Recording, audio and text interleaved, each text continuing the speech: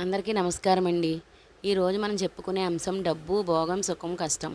డబ్బు, భోగం, సుఖం, కష్టం ఏదైనా శరీరానికి కానీ మనసుకు కాదు. మనకు దేవుడు ఒక హోదా ఇచ్చేది చిన్న ఉద్యోగిని బాధ పెట్టడానికి కాదు. అధికార దర్పంతో ఒంట్లో పొగరుతో కిందవాడిని బాధ పెడితే పైనున్నవాడికి తెలుసు. వాడిని ఎలా బాధ పెట్టాలో, ఇచ్చిన హోదా సరైన రీతిలో ఉపయోగించకపోతే ఎలా తీసేయాలో ఆ భగవంతుడికి తెలుసు.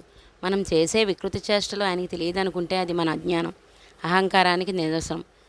ఈ రోజున ఒంట్లో ఓపిక ఉంది కదా అని ఎగిరి పెడితే ఏదో ఒక రోజు ఓపిక ఉండదు. ఓపిక అయినప్పుడు మంచంలో చేసిన పాపాలు మలమూత్ర విసర్జించలేని పరిస్థితి వస్తుంది. అప్పుడు గుర్తుకొచ్చినా ఏం లాభం? ఎంత ఏడ్చినా చేసిన పాపాలు పోలేవు కదా. ఎంతమందిని చూడటం లేదు మనం. అందుకే గురువుగారు బ్రహ్మశ్రీ చాగంటి కోటేశ్వరరావు గారు ఎప్పుడూ అంటూ ఉంటారు కదా, దీపం ఉండగానే ఇల్లు చక్కబెట్టుకోవాలి, ఒంట్లో ఓపిక ఉండగానే దైవనామస్మరణ చేయాలి, బతికుండగానే నలుగురికి మంచి చేయాలని చెప్పండి. ధన్యవాదాలు.